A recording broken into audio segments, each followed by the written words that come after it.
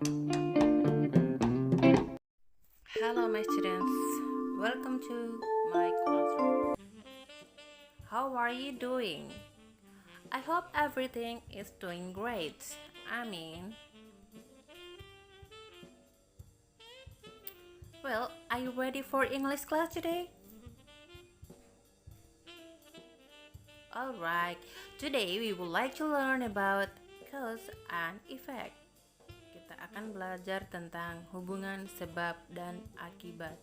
Dalam bahasa Inggris, how to say that? Jadi gimana dalam bahasa Inggris? Gimana cara menggunakannya? Let's take a look. But before that, first of all, I would like to explain the objective of the study. Tujuan kita belajar ini apa ya?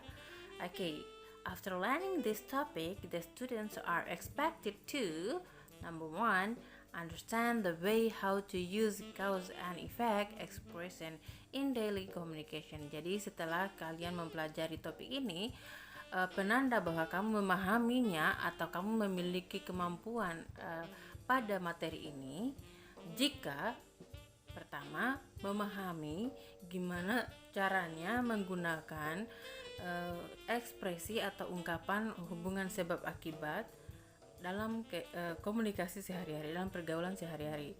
And the second one is identify the meaning of text using expression of cause and effect. Jadi kalian itu mampu menangkap makna atau mengidentifikasi makna teks yang menggunakan ekspresi sebab dan akibat. Jadi mungkin ada dialog atau mungkin ada karangan yang menggunakan hubungan sebab akibat. Kalian tuh bisa memahami makna dari kalimat tersebut. Nah, itu tujuan yang kedua. Ketiga adalah able to express the way how to speak and to write the text using cause and effect on certain context by considering its structure, language features, and social function. Jadi yang ketiga itu adalah kalian itu dituntut atau diharapkan mampu mengekspresikan diri atau mengungkapkan diri baik secara tertulis maupun secara lisan. Bagaimana menggunakan ekspresi hubungan sebab akibat berdasarkan konteks tertentu, ya pastinya dengan mempertimbangkan susunannya, kemudian unsur-unsur kebahasaannya gimana, kemudian tujuannya apa.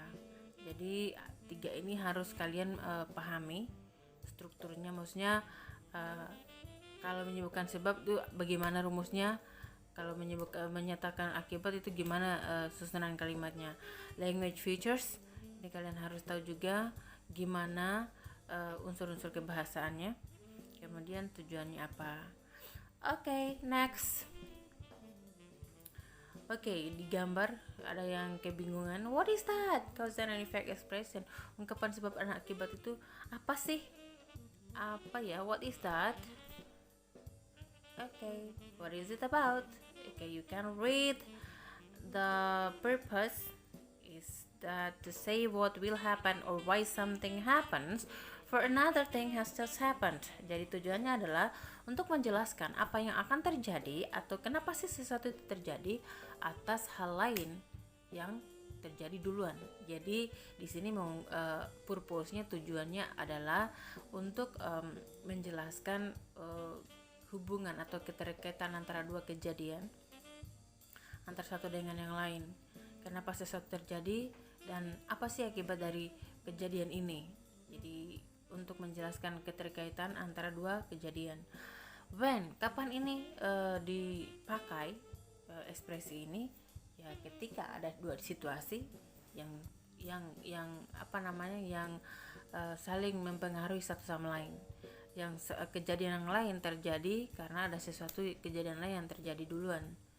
Kejadian satu terjadi karena ada kejadian lain. How? Gimana sih caranya untuk mengungkapkan hubungan sebab akibat dalam bahasa Inggris? Tentu kita harus pahami conjunction. They are connected by conjunction or signal words. Kata penandanya apa? Kata penanda untuk menyatakan hubungan sebab dan akibat dalam bahasa Inggris adalah how to say. Let's take a look at some signal words. Ada dua kotak di sini, come up with noun, dan satunya adalah come up with sentence. Apa bedanya?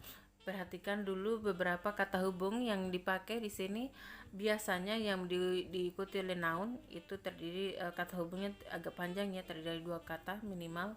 Due to, because of, owing to, thanks to, as a consequence of, as a result of. Ya, ini biasanya diikuti oleh kata benda. Kata benda di sini maksudnya boleh terdiri dari satu kata ataupun beberapa kata yang fungsi semuanya itu sama, yaitu sebagai kata benda.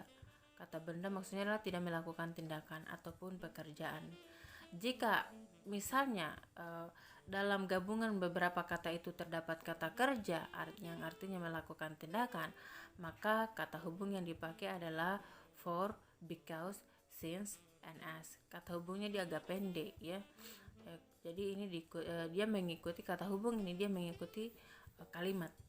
Kalimat itu biasanya minimal gabungan antara dua kata, yang satunya sebagai pelaku, yang satunya sebagai melakukan tindakan. Oke, seperti itu. Nanti kita lihat dalam kalimat, kita bandingkan penggunaannya. Cause, saying the reason why something happened, menyatakan alasan kenapa sesuatu itu terjadi. Contoh kita baca dalam dialog. Erika, why did you come late? Joanna, because I woke up late this morning. Erika, why? Joanna, for I slept late last night.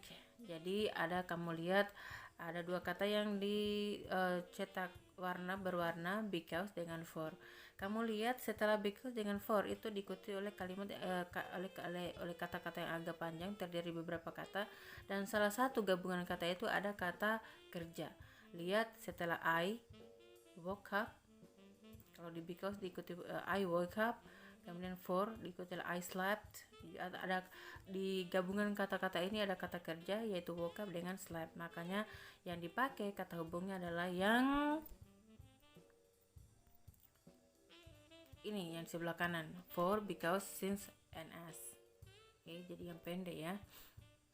Jadi kata-kata yang because dan for itu boleh kamu ganti dengan kata-kata yang lain tadi, yang pendek juga, yang tadi yang sebelah kanan. Kemudian kalau kita ingin menjelaskan tentang efek akibat, maka kita lihat contohnya. Example, next road is so crowded as a result of accident. Jadi di sini artinya jalan depan sana tuh padat sekali sebagai akibat dari kecelakaan. Jadi di sini as a result of, itu diikuti oleh satu kata ya. Jadi noun itu boleh satu kata, boleh gabungan beberapa kata yang di dalamnya itu tidak ada kata kerja, melakukan tindakan. Jadi kalau kecelakaan tidak mungkin tidak ada kayak tindakan ya. Dia sebagai situasi saja ya. Jadi Joanna, OMG, kita baca dialognya. OMG, so crowded here. What happens? Ellen, there was just accident. Jadi dari satu kalimat di atas kita bisa menjadi dua dialog, Joanna and Ellen. Seperti itu cara menggunakan ekspresi hubungan sebab dan akibat. Yang kamu perlu tahu itu adalah ini perbedaan penggunaan kata hubung yang ini. I think that's all for today. Kalau ada yang bingung, silakan bertanya. Jika mengerti atau paham, kamu boleh share ke teman-teman kamu. That's all for today. Have a nice day.